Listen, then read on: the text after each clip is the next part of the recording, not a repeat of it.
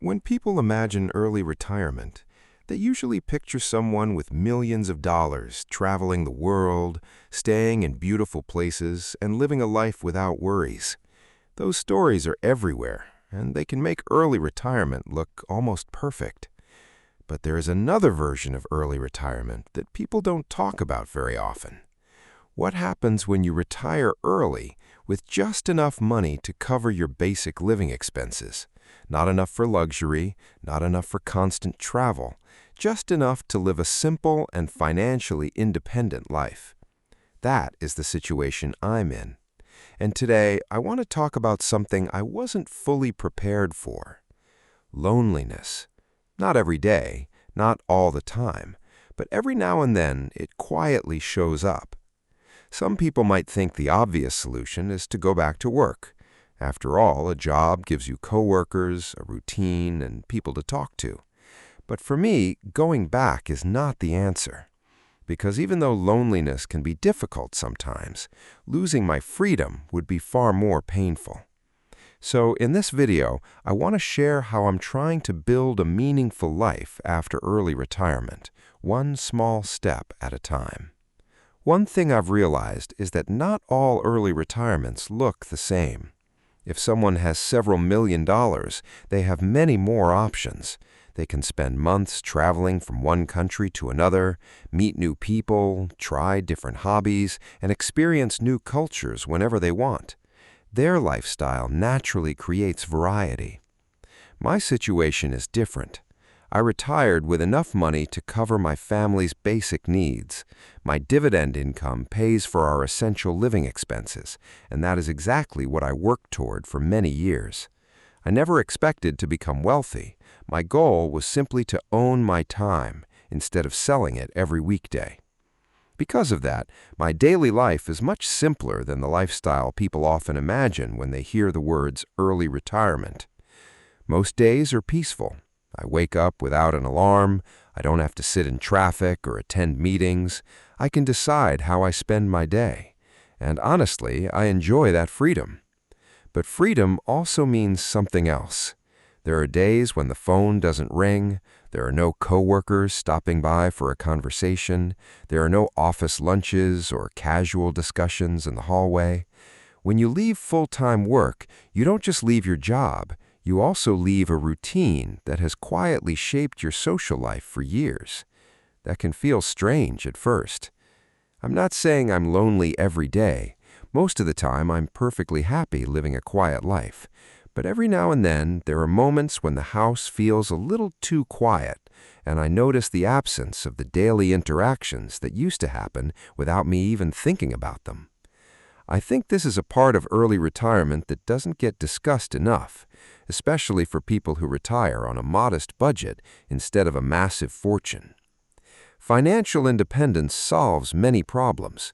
It doesn't automatically answer the question of how you want to spend every single day afterward.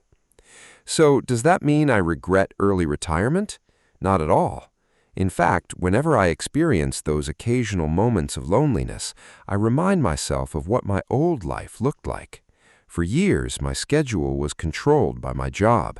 I had to wake up at a certain time, leave home whether I felt like it or not, spend hours commuting, and organize my life around someone else's timetable. My income was important, but my freedom always came second. That is the part I never want to go back to.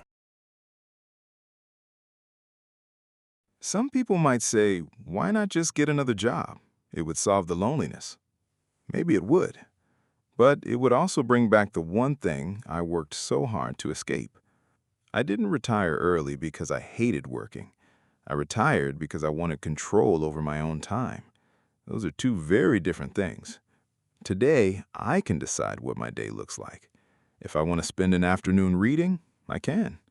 If I want to go for a walk, I don't need anyone's permission. If I want to spend the entire day learning something new, that's my choice. That freedom is worth far more to me than having a busy calendar filled with meetings. Of course, freedom doesn't mean every day is exciting. Some days are ordinary. Some days feel slow. And occasionally, some days feel lonely. But I would still choose this life. Because loneliness is something I can work on. I can build new routines, find meaningful projects, and create new connections over time. Losing ownership of my time would be much harder to accept. When I compare the two lives honestly, I don't see early retirement as the problem. I see it as a new chapter that requires a different way of living. Instead of asking, should I go back to work, I've started asking a different question. How can I build a life that is just as meaningful without giving up the freedom I worked so many years to achieve? That question has led me to explore new interests, and little by little, I've started finding my own answers. One of the biggest changes I've made is filling my time with work that I actually choose instead of work that someone assigns to me. These days, I spend a lot of time writing. From time to time, I write newspaper columns in my local language about financial independence.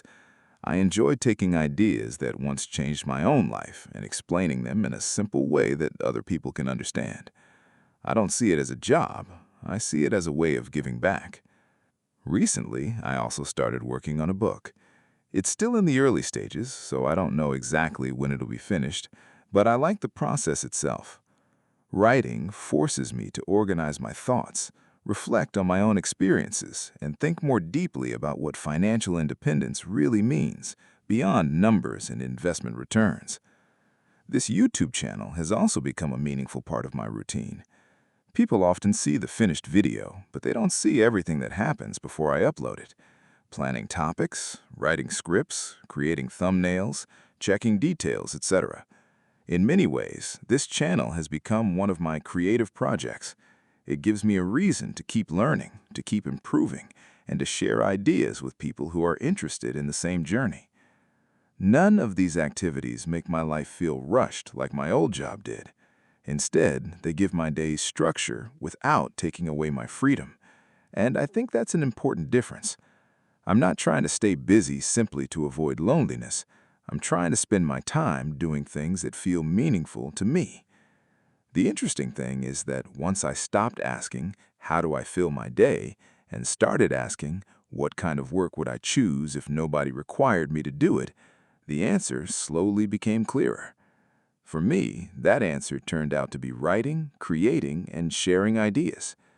Those simple activities have given my days a quiet sense of purpose that I never expected to find after leaving my old full-time job. I've also learned that not every meaningful activity has to be a big project. Sometimes the smallest routines can make a surprising difference. I live in an apartment, so I don't have a backyard where I can plant vegetables or spend hours working in a garden. That's one of the limitations of city life. But I didn't want that to stop me completely. So I started growing a few plants on my balcony. It's nothing elaborate, just a small collection of plants that I water, trim, and take care of whenever they need attention. Those quiet moments have become part of my routine. Watching a new leaf appear or seeing a plant slowly become healthier isn't something that changes your life overnight, but it reminds me that not everything valuable has to happen quickly. Some things grow little by little, and maybe people do too. Taking care of plants also gives me a reason to step away from my computer for a while. Instead of looking at another screen, I spend a few minutes paying attention to something alive. I find that surprisingly relaxing.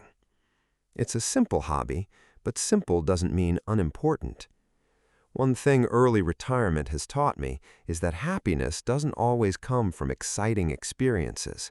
Sometimes it comes from repeating small habits that bring a sense of peace. I think many of us spend so many years rushing through life that we forget how enjoyable slow moments can be. Now I have the opportunity to notice those moments. A quiet morning, a cup of coffee, a few minutes on the balcony. None of these things would look impressive in a photograph, but together they help create a life that feels calm, balanced, and genuinely enjoyable. For me, those ordinary moments have become just as valuable as the bigger goals I spent years chasing. Another idea I've been thinking about is spending more time on my land in the countryside. I own about 1 acre of land in my village, roughly 120 miles from where I live now. For a while, I've been wondering if I should start growing vegetables and other crops there. The idea isn't really about making money. It's more about having something meaningful to do while also producing fresh, organic food for my family. There's something appealing about working with your hands, watching crops grow over time, and seeing the direct result of your effort. It feels very different from spending the entire day in front of a computer screen. At the same time, I have to be realistic. The land is quite far from my apartment, and farming isn't something you can do by visiting once in a while. It would require regular trips or staying there for longer periods, and right now I'm not sure that's practical. So I haven't made a final decision yet. It's one of those ideas that keeps coming back to my mind whenever I think about how I want to spend the next chapter of my life. One thing I've learned after early retirement is that I don't have to rush every decision. For years, my schedule was always full of deadlines. Now I have the luxury of thinking things through carefully. Maybe I'll start farming. Maybe I'll discover another hobby that suits my lifestyle even better. I honestly don't know yet. For now, I'm continuing to explore different possibilities and paying attention to what genuinely brings me satisfaction instead of what simply keeps me busy. If I eventually decide to start farming, or if I take up any other new hobby just for the enjoyment of it, I'll definitely share that journey with you here on this channel. After all, this chapter of my life is still being written, and I think that's what makes it interesting. If there's one thing I've learned from this experience, it's that financial independence doesn't mean every problem disappears. It solves many practical problems, but it also creates new questions. How do you spend your time? What gives your life purpose? How do you build a fulfilling routine when nobody is telling you what to do? I'm still figuring those answers myself. Some days it's writing, some days it's working on this YouTube channel. Some days it's taking care of the plants on my balcony, and maybe one day it will be growing vegetables on my land in the village. I don't think there's a perfect formula. Everyone's version of early retirement will probably look a little different. The important thing, at least for me, is not trying to recreate my old working life.